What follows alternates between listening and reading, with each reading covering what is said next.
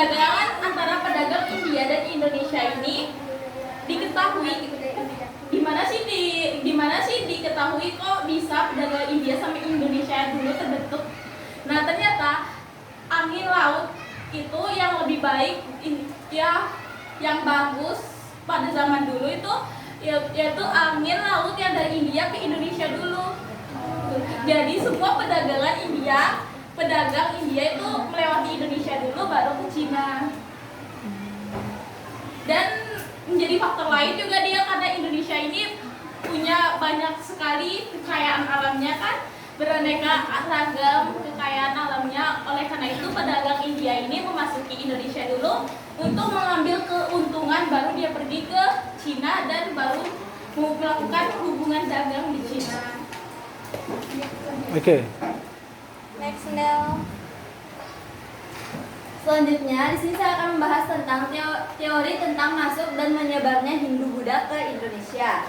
Nah, di sini terdapat 5 teori. Yang pertama teori Ksatria, yang kedua teori Waisya, yang ketiga teori Brahmana, yang keempat teori Sudra, dan yang kelima teori arus balik.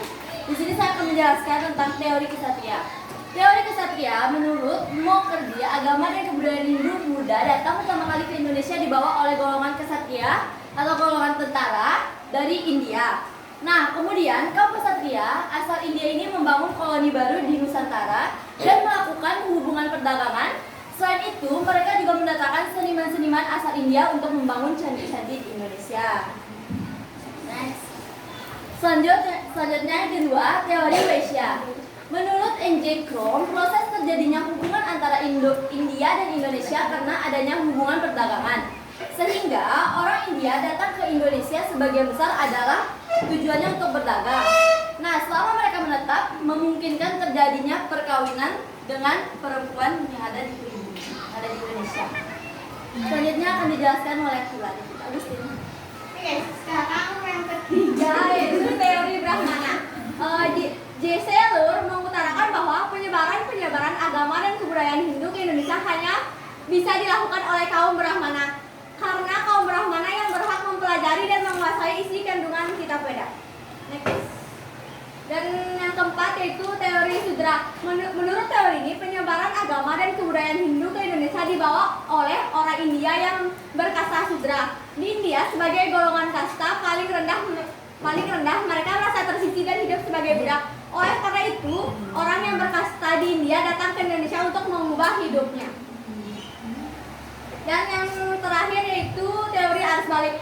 Frederick Bosch mengemukakan pendapat lain yang dikenal dengan teori arus balik. Dalam teorinya ini, dia mengemukakan peranan bangsa Indonesia sendiri dalam penyebaran agama Hindu.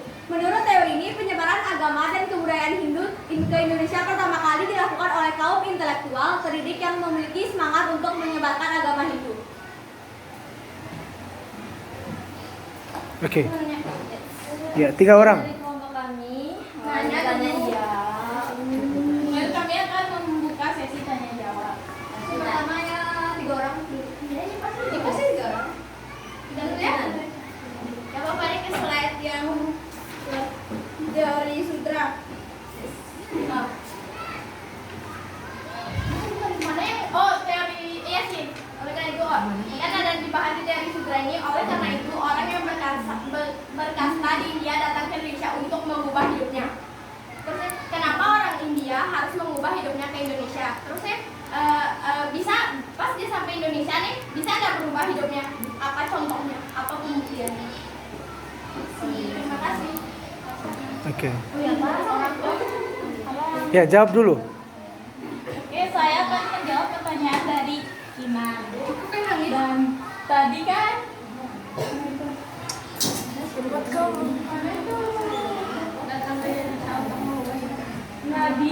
kenapa dia datang ke Indonesia kan? Nah, di teori ini orang yang datang ke Indonesia itu yang kasta yang rendah, yang dia sebagai budak gitu. Nah, kalau dia tetap di India, dia bakal tetap jadi budak gitu. Nah, makanya dia datang ke Indonesia untuk mengubah hidupnya. Nah, dia mengubah hidupnya di Indonesia ini untuk berdagang. Dan cara berdagang contohnya kan di Indonesia ini banyak kekayaan alamnya kan. Nah, dia memanfaatkan kekayaan alam Indonesia ini dan bakal dijual lagi gitu.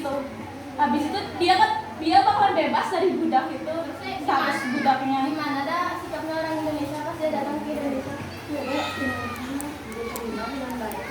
Di orang Indonesia dia terima pedagang-pedagang dengan baik. Kayak orang Indonesia dia bersifat terbuka. Maksudnya apa pembuktian dari teori ini kalau orang yang apa namanya orang yang menjadi budak ini nih sudah bebas nantinya saat dia mengubah dirinya, apa pembuktiannya? Contohnya ya ada contoh.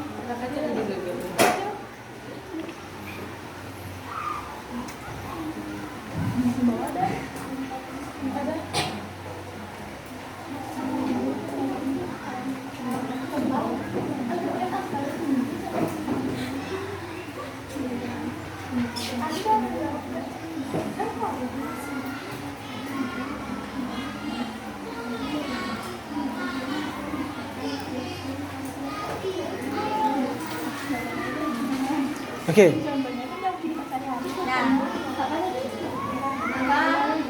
apa pembuktiannya? Kan tadi sudah dijelaskan sama Astrid. Kalau dia misalnya tetap di India, dia itu kan akan diperlakukan terus sebagai budak. Nah, makanya dia dia pergi ke Indonesia supaya dapat mengubah nasibnya. Nah, dengan cara berdagang. Terusnya, ya itu toh dari dia berdagang kan bukti dia dapat hasil. Dapat hasil terus dan tadi diperlakukan sebagai budak dia bebas. Itu saya jelaskan sama maksudnya ada sih betul-betul buktinya nih yang kalian ketahui gitu nih. Oh sebelum ini kita belum mengetahui bagaimana karena kan kita kan materinya tentang Nanti ada selanjutnya materi yang didapatkan temannya nanti. Kira materi lanjut aja ya. lebih Assalamualaikum warahmatullahi wabarakatuh. Waalaikumsalam warahmatullahi wabarakatuh. Jadi saya ingin bertanya. Jadi dijelaskan bahwa masyarakat India itu menyebarkan perdagangan bukan. Nah, menyebarkan agama itu dengan salah satunya dengan cara berdagang dan menikahi masyarakat pribumi. Nah, apakah yang saya ingin tanyakan adalah apakah ada cara lain selain berdagang dan menikahi pribumi yang dilakukan oleh masyarakat India untuk menyebarkan agama Hindu Buddha di Indonesia? Assalamualaikum warahmatullahi wabarakatuh.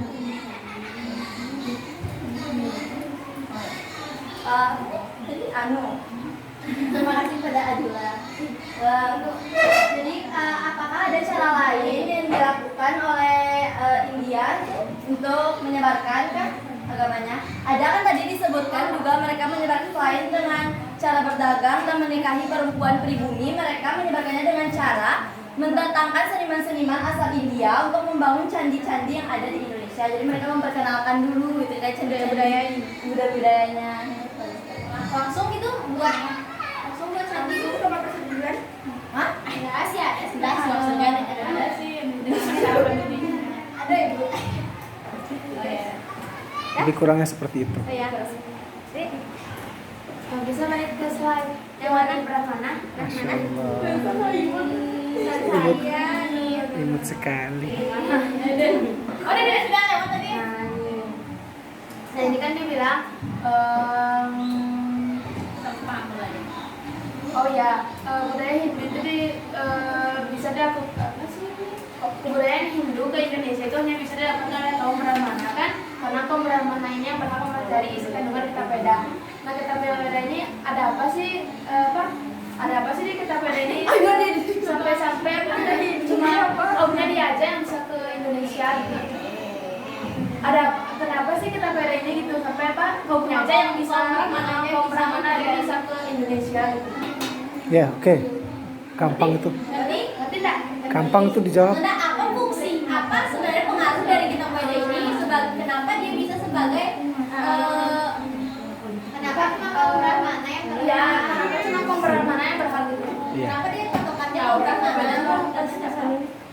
Nah, teori Brahmana ini kan tadi kan dibilang kalau orang yang kaum Brahmana doang yang bisa maksudnya yang masuk Indonesia gitu karena dia yang mempelajari kitab Veda ini.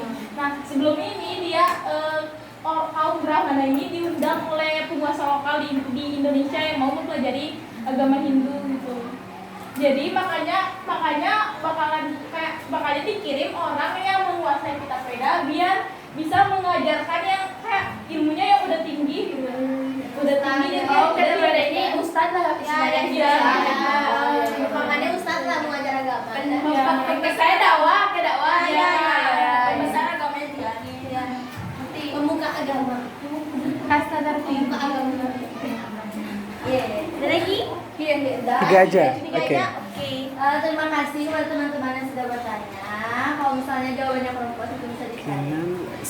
Kurang lebih kita mohon maaf. Wabillahi taufiq wal hidayah. Wassalamualaikum warahmatullahi wabarakatuh. Dari plus.